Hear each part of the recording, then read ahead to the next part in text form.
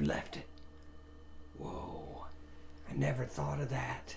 You know, Mom, maybe that pot does not know its numbers yet, and it's not sure how to count to 10.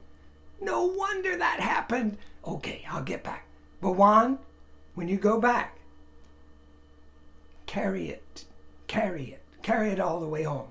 Okay? Okay, Mom, I'll carry it all the way home. You know, maybe it never learned to walk if it didn't learn numbers. And he walked back, and he picked up the pot, and he carried it all the way home. And he looked at the pot and said, you know, if you stay with us long enough, I think I can teach you how to walk. And then run, and I'll teach you all the numbers and you can count. What do you say? I guess I'm going to have to teach you how to talk also.